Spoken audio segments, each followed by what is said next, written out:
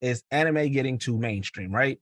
And I was like, well, why wouldn't you want it to be mainstream? I said, and this is the example that I used. Okay. Marvel Comics, right?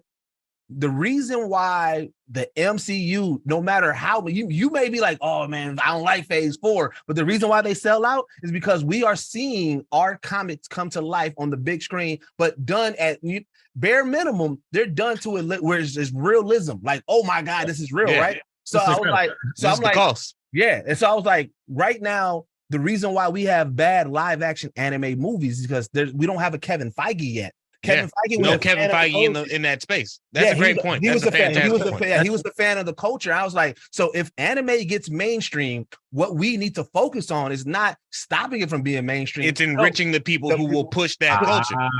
Exactly. And so that's always my pushback, because I'm like, look, I would love to see Naruto and fucking Luffy pushing McDonald's Happy Meals. That would be dope. I wanted a Naruto toy in my Happy Meal. Right. The fact that Dragon Ball Z has made its way into Fortnite is an incredible, like, it is huge. It's gigantic. That's important. 9-year-old me would be ecstatic. And that's the thing. It's like, yes, to me, I'm like, I don't want to see Vegeta doing the latest TikTok dance. Right. But then when I think about it, I'm like, hey, but that's actually dope. Like, think about it as the creator. If Vegeta's doing the fuck, think about what else Vegeta can do if he's doing the fucking Renegade. Man, if Vegeta can do the Renegade, Vegeta can fucking be in a music video with goddamn anybody, bro. So I was about to say, and I'll bring up something wild. Like, have you guys saw that fan made Dragon Ball film that went around? That shit is hard. It's hard as a bitch. That shit's hard. We love to see that. If we didn't have, like, because I love Dragon Ball Z so much, like, but you remember the lull? The long lull, like, that was like 05 to fucking 2013 between Kai and Super. Even some people feel like the end of GT or the end of Z. Like, there are a lot of people that have different lulls in Dragon Ball Z, but because of the fact that, like, never did it stop, never did Dragon Ball Z ever say, like, oh, we're getting too stale, blah blah blah, like, let's quit. Like, it just kept evolving to the point that now fans are creating, like, side stories and full-on recreations and retellings that like stretch in and do homage to, like, Journey to the West and shit like that. Like, it's incredible to see what the culture has expanded to by allowing it to if you let it, exactly, by allowing it to get to that point. You know what I tell people all the time? I say I love Dragon Ball Z. I say Dragon Ball Z is Money Mayweather right now.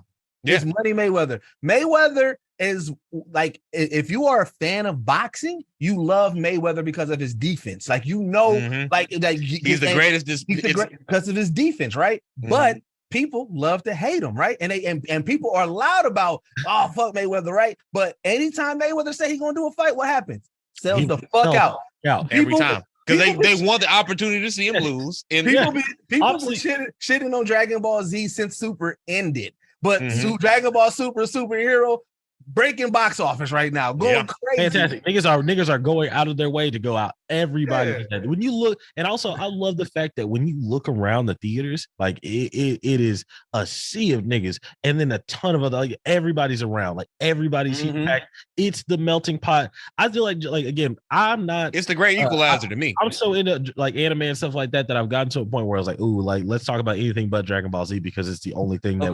Of course, right. They got a hold on us, though. Yeah, exactly. But it's important. It's sacred. It's a connecting factor for a lot of us, right? And so it's the intro point to a lot of our conversations, and people feel played out for that, right? But the thing is that it's still evolving. It's still so hot on the tongue. It's hard not to. So, like, I know a lot of motherfuckers are like, God damn, these niggas are on this Dragon Ball Z shit pretty goddamn hard. But the thing is that it's just an example of a culture. It's an example of a medium, right? That we're, like, they're setting up a parallel for where we're trying to take the blurred culture situation, like where we're at. I had to take a second because we were getting hype as fuck. I was like, I felt everybody. That's my shit. It's my shit, and it deserves respect. Yeah, because I was going to say it's the entertainment factor, because I tell people, like, I'm reasonable about anime, right? And I tell people all the time, I'm like, if you gonna argue me story, I agree with you. Dragon Ball Z does not have the best story. Yeah, but it's deeper than that.